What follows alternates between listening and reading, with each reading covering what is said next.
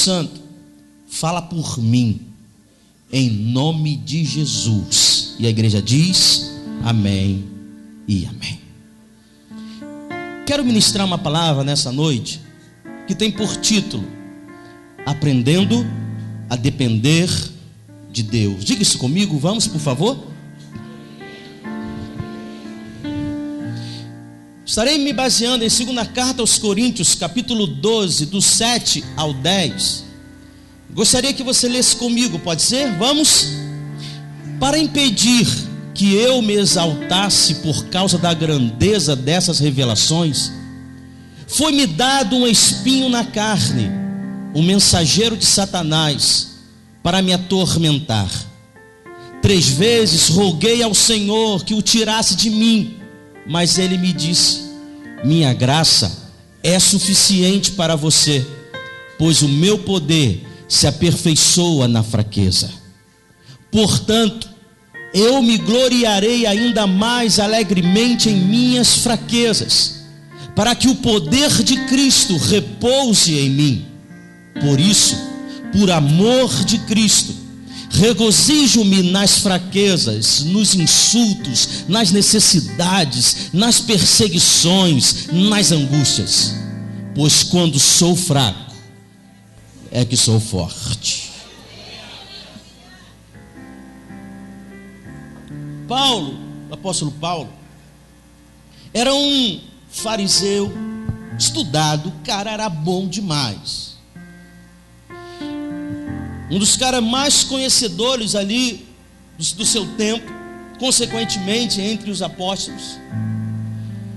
Poderoso, respeitado por todos ali na sua época e muito temido pelos cristãos. Só que teve um dia que literalmente Paulo caiu do cavalo quando se encontrou com Jesus, porque Jesus o tocou.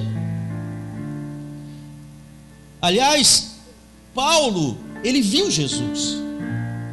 Por isso que Paulo foi tido como apóstolo, fecha parênteses, e se tornou em um dos grandes cristãos da época.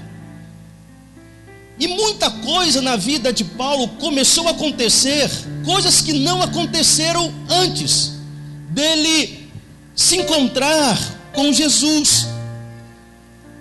Passou a ser desprezado, batiam nele, era tido também como um cara meio louco, meio doido, perseguido, maltratado, cuspido e por aí vai. No entanto, a visão de vida que Paulo adquiriu após o encontro com Jesus mudou completamente. A visão de vida do cara, quem conhece todos os seus escritos, as suas cartas, percebe que foi um cara que mudou completamente a sua maneira de ver a vida, a sua maneira de ver Jesus. E para muitos, a vida de Paulo, após se converter, piorou. Só que Paulo não se portava com isso. Por quê? Porque Paulo tinha uma visão espiritual da vida. Paulo tinha uma visão espiritual de todas as coisas. Aí a gente pergunta o seguinte: como é que Paulo conseguiu suportar tanta coisa? Ou seja, qual era o segredo do apóstolo Paulo? Qual era o segredo desse cara que suportou muito? Porque ele não se abalava com as coisas ruins da vida. Tomava chibatada dali, quarentena dali, e ainda permanecia fiel ao Senhor. A resposta que eu tenho para te dar é o seguinte: Paulo suportava tudo porque era um homem que dependia de Deus, que em tudo era dependente de Deus. Até uma vez, em Gálatas capítulo 2, versículo 20, Paulo diz assim: fui crucificado com Cristo, assim já não sou eu quem vive, mas Cristo vive em mim. A vida que agora vivo no corpo, vivo-a pela fé no Filho de Deus, que me amou e se entregou por mim.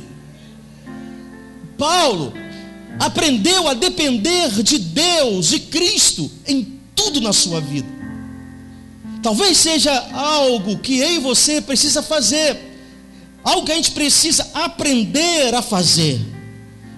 A gente precisa ir para essa mesma direção, estar na dependência de Deus. Aí, como de costume, de uma forma tão simples.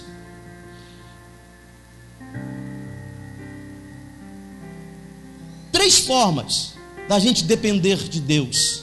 A primeira é: os espinhos nos levam a depender de Deus. Diga isso comigo, vamos. Nos levam a depender de Deus. Segunda carta aos Coríntios, capítulo 12, versículo 7. E para que eu não me exaltasse pela excelência das revelações, foi-me dado um espinho na carne, a saber, o mensageiro de Satanás, para me esbofetear, a fim de não me... As lutas que enfrentamos diariamente, na verdade, são espinhos.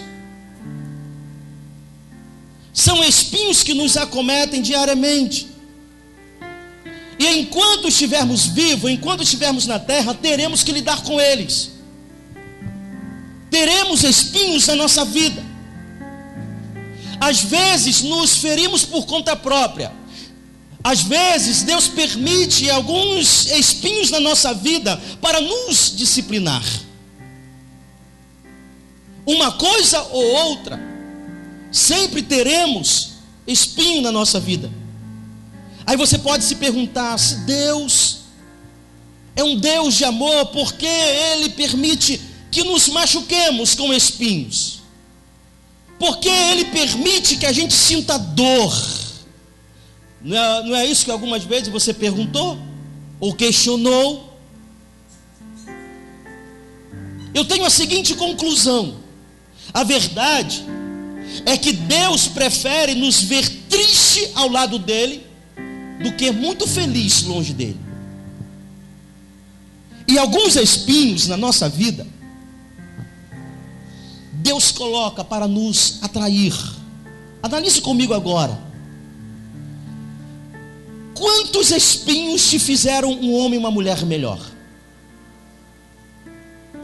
Quantos espinhos na tua vida baixaram tua bola?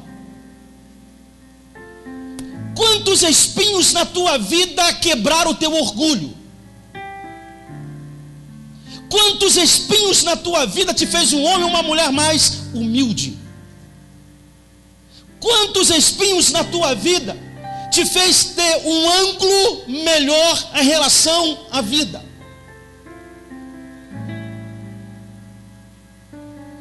Quantos espinhos quebraram o teu orgulho? Deus trata os nossos orgulhos.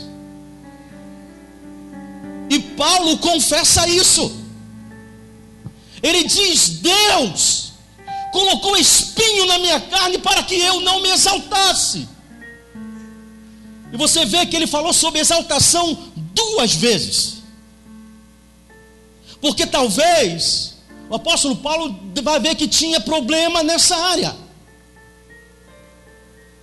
E Deus, com um amor tão grande que nos tem, não admite de modo algum que a gente tenha orgulho da nossa vida. E quantas vezes os espinhos que você está sofrendo, ou que você sofreu, ou que sofrerá, quantas vezes esses espinhos se trouxeram para mais perto de Deus, hein? Quantos de vocês aqui procuraram Deus justamente em meio aos espinhos? Porque é justamente os espinhos que nos faz depender de Deus.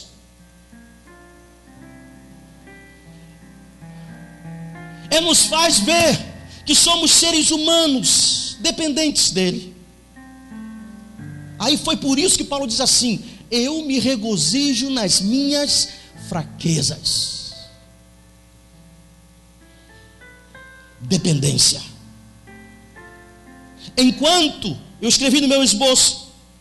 Enquanto muitas vezes nos sentimos fortes, providos de tudo, esquecemos que somos pó e somos dependentes de Deus. Aí Deus, pela graça e misericórdia e bondade, envia espinhos. Para quê? Nos atrair até Ele, para que a gente seja dependente dEle, reconhecer que somos frágeis.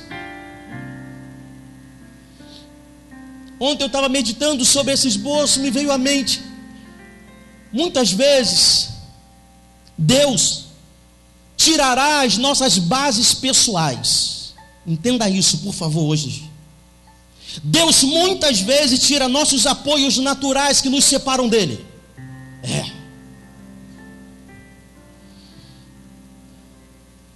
Deus muitas vezes vai tirar o nosso apoio, aquilo que a gente gosta tanto, ou aquilo que a gente idolatra tanto, se acha tanto.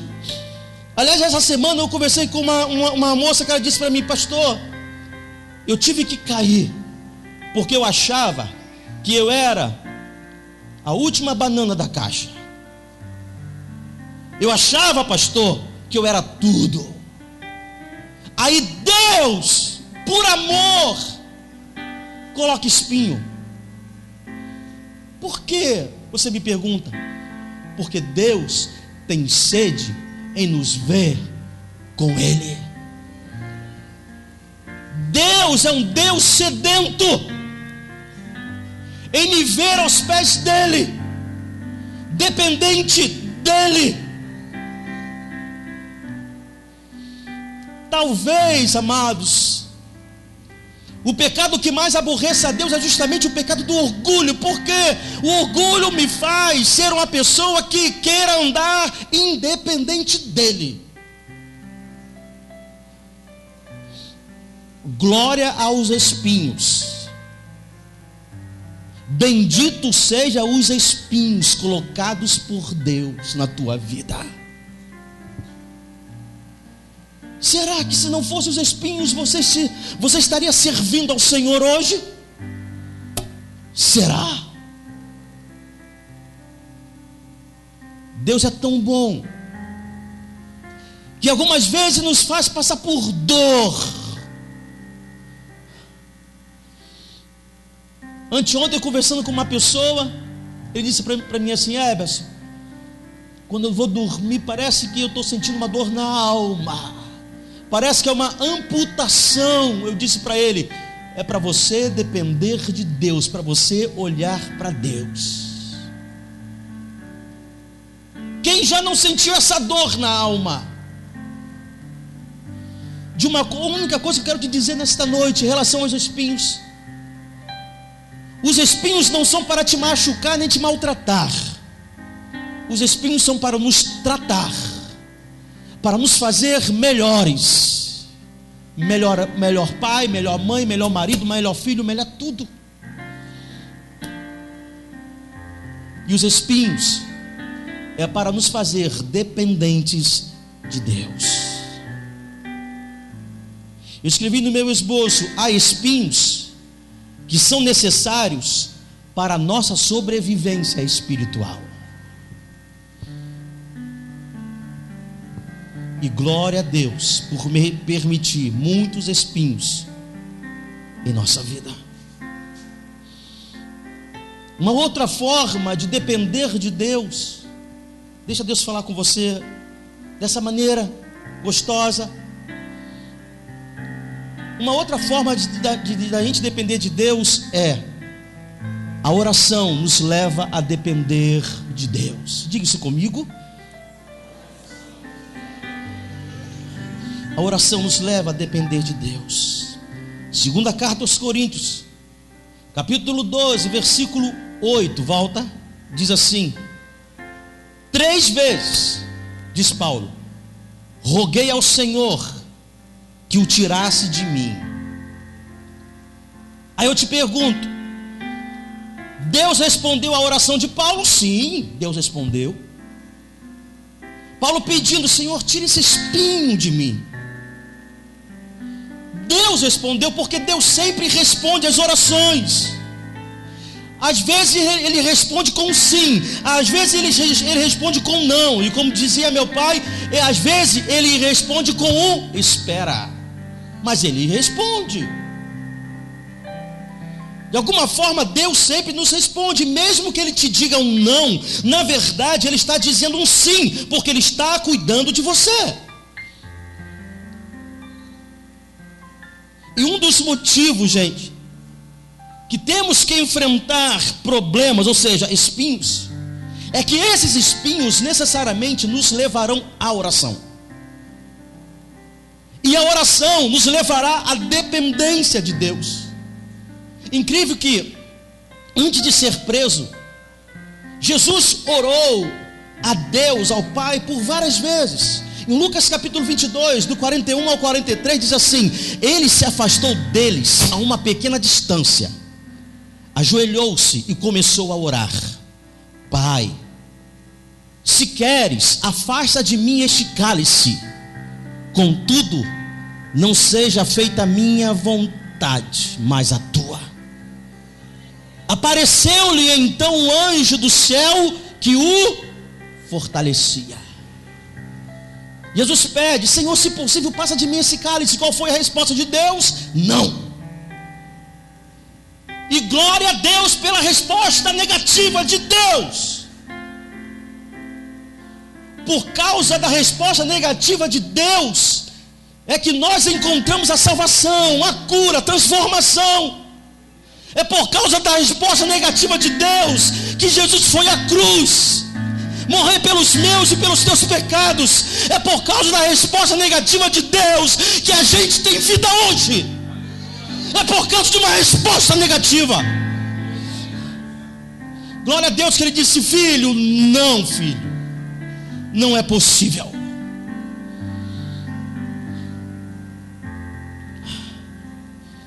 E a gente vê que Jesus sempre, nos momentos tão importantes de tomada de decisão, ele sempre procurava Deus, orava.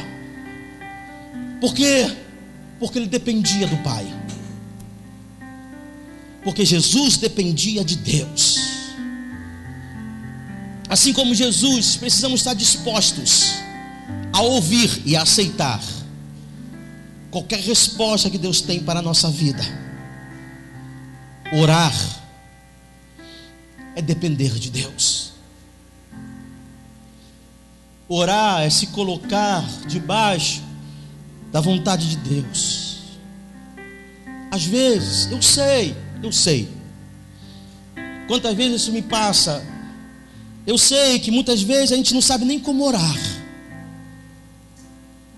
Ou em outras vezes, quando a gente orou, não sentimos nada, né? Não sentimos nada. E como se a gente tivesse sentido alguma coisa. Só que a gente precisa orar, estar debaixo da oração. Porque orar é se achegar a Ele. Orar é estar perto dEle. Gente, eu disse isso na quarta-feira. Nós herdamos de Adão e Eva a síndrome dos fugitivos. Como assim, pastor? Quando algo acontece de ruim na nossa vida, ao invés de procurarmos Deus, a gente foge dele. A gente dá no pé. Enquanto que Deus, independente do que a gente faça, tenha feito, seja, Deus nos quer debaixo das suas mãos. Deus nos quer com Ele. Não fuja da realidade, fala com Deus. Isso é oração. Encarar a realidade dos fatos. Encarar a realidade do que você está passando. Isso é oração. Escrevi no meu esboço: se estou num vale, Deus me ouve. Se estou mal, Deus me ouve. Se estou bem, Deus me ouve. Se estou mal-humorado, Deus me ouve. Se estou angustiado, Deus me ouve. Gente, o interessante, sabe qual é? Que conforme esse encontro vai acontecendo, encontro de 1 minuto, 2 minutos diário, Pobreza, pastor, que isso, gente?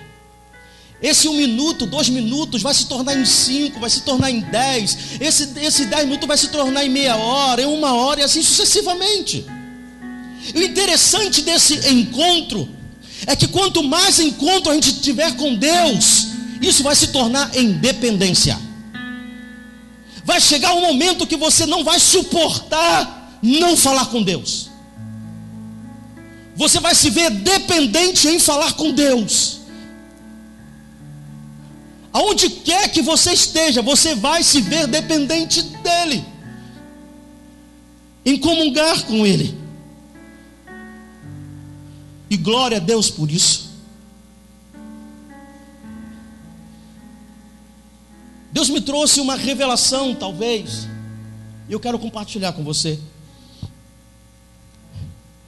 Por muitos e muitos e muitos anos, alguns anos talvez, os apóstolos andaram com Jesus, você sabe, foram para lá, jogaram uma bola, jogaram uma carta, jogaram etc, foram uma piscina, foram shopping, e por aí vai.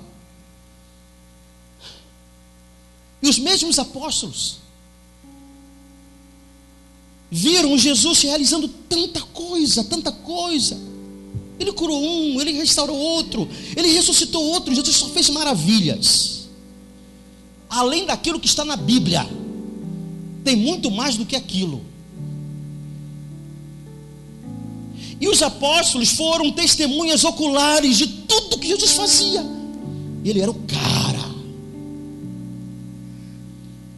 Para os apóstolos, Jesus era o cara.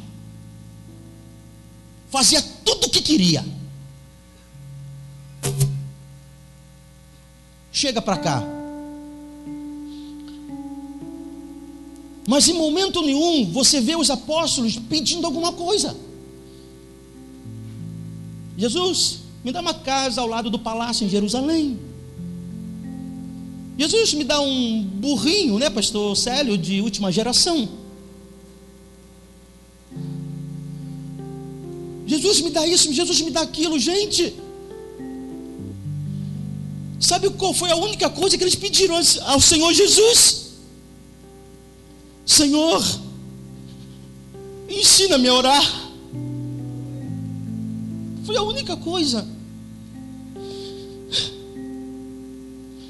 Eles podiam pedir tanta coisa, mas pediram: Senhor, nos ensina a orar. Porque eles sabiam que a oração podia transformar tudo. E a oração pode transformar tudo na tua vida hoje.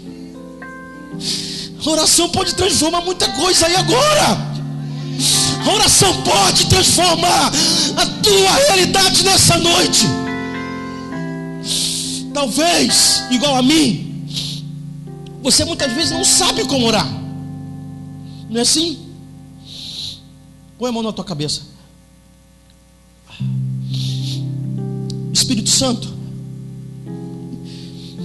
ensina como orar agora. Ensina a maneira de orar agora. A oração que traz resposta. Nos ensina a oração eficaz. Em nome de Jesus. Tira a mão da sua cabeça. Agora ore. Agora ore. Agora ore. Começa a orar pelas suas necessidades agora. Começa a orar pelas tuas necessidades. Espírito Santo, começa a colocar palavras aí. Revela a maneira certa de se orar dentro dessa situação que esse meu irmão ou minha irmã está passando. Em nome de Jesus, faça isso. Faça isso, faça isso, faça isso. Faça. Deus está aqui, você não é dependente dele, você está orando porque você é dependente. Peça. Aleluia. E a oração que vai trazer o teu socorro, a oração que vai trazer a resposta. Espírito Santo, revela a maneira certa de orar agora, dentro da realidade de cada um de nós. A gente não sabia como orar, estamos sabendo agora. O Espírito Santo está revelando como orar dentro dessa situação agora. E Deus Tu que ouves todas as nossas orações, eu te peço, toma essas orações agora.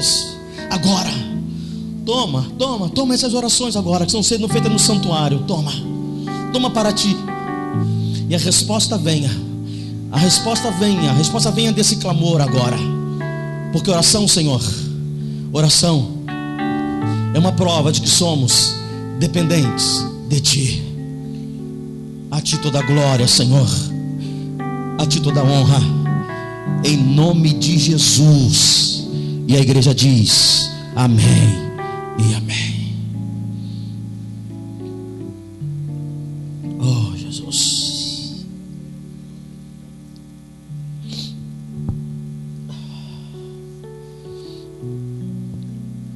Uma última forma da gente depender de Deus é viver na graça.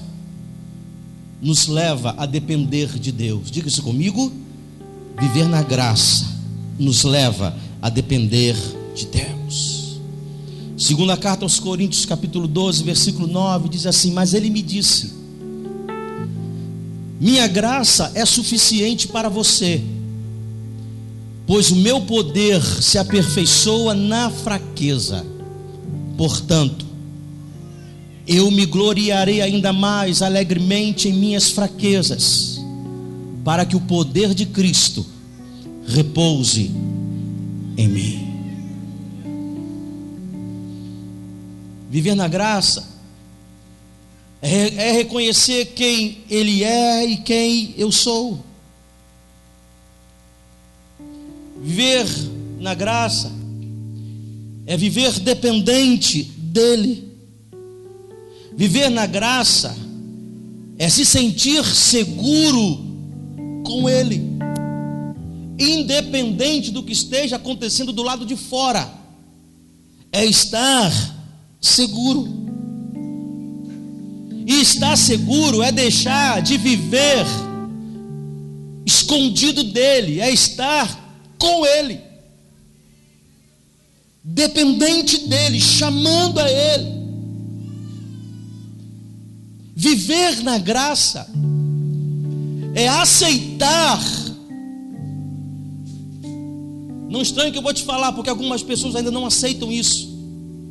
Viver na graça é aceitar que sou querido e amado, independente de qualquer coisa na minha vida. Viver na graça é aceitar que eu tenho um Salvador de compaixão ilimitada, infinita. Viver na graça é aceitar que eu tenho um Salvador que é muito paciente comigo. Viver na graça é aceitar que eu tenho um Salvador que tem perdão até para coisas difíceis na vida. Viver na graça é aceitar que eu tenho um Salvador que me ama tanto, que não tem nenhum escrito, nenhum registro sobre o meu passado, porque o meu passado Ele apagou.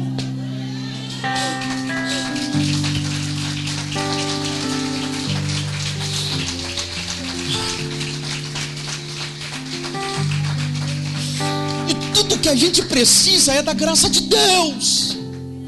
Tudo que eu preciso é da graça de Deus para viver, para sobreviver, para existir.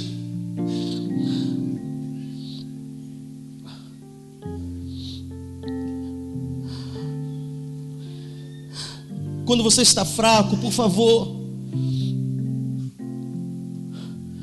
vá ao Senhor Jesus, porque na verdade, quando nós estamos fracos, o diabo quer que a gente se levante sozinho, porque tentando se levantar sozinho, na verdade estamos tentando anular o sacrifício que Jesus fez por nós. E quando sou consciente do sacrifício que Ele fez por mim, independente de qualquer coisa, eu vou vencer, porque Ele venceu, porque Ele já fez por mim. Satanás quer que você apoie-se em suas sabedorias, que você se apoie em você mesmo, que você apoie-se nos seus próprios sacrifícios.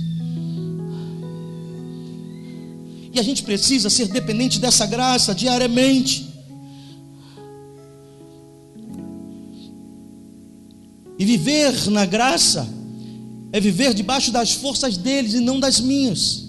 é viver debaixo das qualidades dele e não debaixo das minhas qualidades. É reconhecer quem realmente sou diante dele. É reconhecer que sou tão pequeno.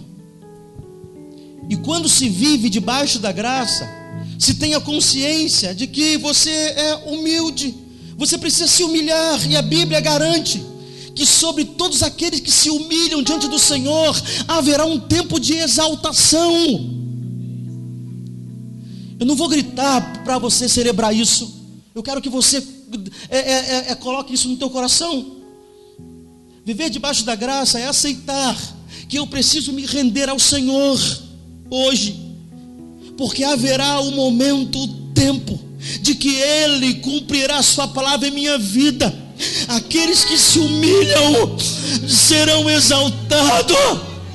Ele te colocará nas alturas, nas honras, e você esquecerá o tempo que passou, porque você foi desonrado, mas Ele te honrará duplamente.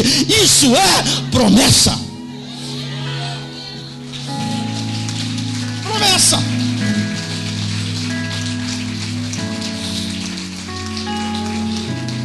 E muitas vezes vai ser preciso você aceitar, você se humilhar, algumas vezes se calar e deixar, porque Deus está fazendo.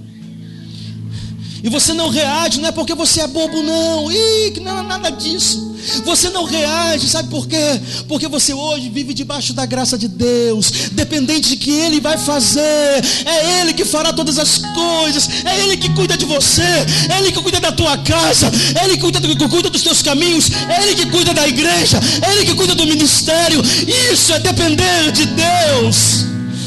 Aleluia. Aleluia. Glória a Jesus. Gente, eu sei que em momentos ruins da vida, eu sei disso. Às vezes é difícil de pensar, de lembrar que Deus me ama, eu sei. Sou de carne e osso igual a você. Agora, a gente precisa entender os benefícios da provação. A gente precisa aprender a tirar proveitos nos momentos de tribulação, sabe? Sair disso aí bem melhor, mais maduro, mais crente, mais homem, mais mulher, mais gente. Sair melhor. Uma das coisas tão importantes, eu escrevi no meu esboço, quero te passar.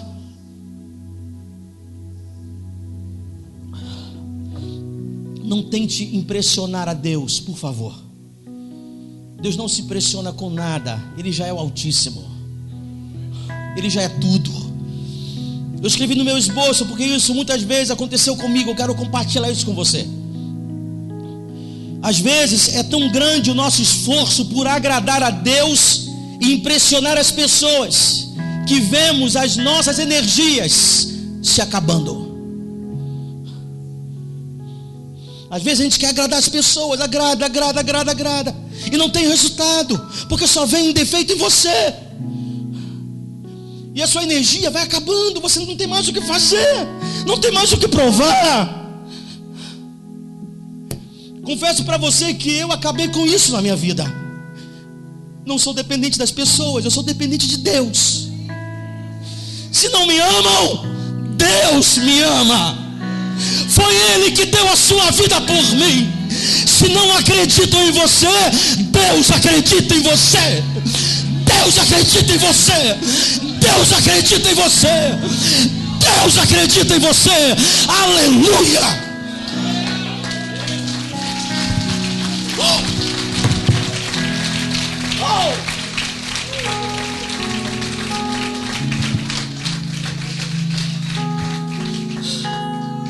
Para de querer provar alguma coisa. Para de querer provar alguma coisa para as pessoas. Deus te conhece, sabe quem você é. O teu negócio é com Deus, a tua parada é com Deus, o teu relacionamento e compromisso tem que ser com Deus. É uma questão de depender de Deus. Glória a Deus. E não se esqueça, viva debaixo da graça, e que o Senhor te abençoe. Amém e amém. Você pode se colocar de pé.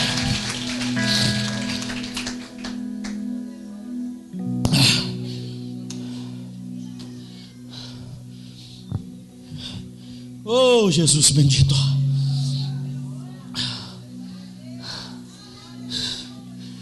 Somos dependentes de Ti.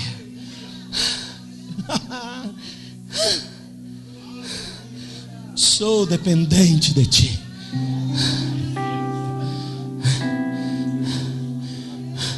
A gente vai para casa, Senhor. A gente vai ver o Fantástico, o Globo News. Não sei o que a gente vai fazer. A gente vai ver o empate do Flamengo, Fluminense. Mas o melhor disso tudo, a gente vai convicto para casa. Sou dependente de Deus. Sou dependente de Deus. Sou dependente de Deus. Deus ama filhos dependentes, que se rendem, que se entregam.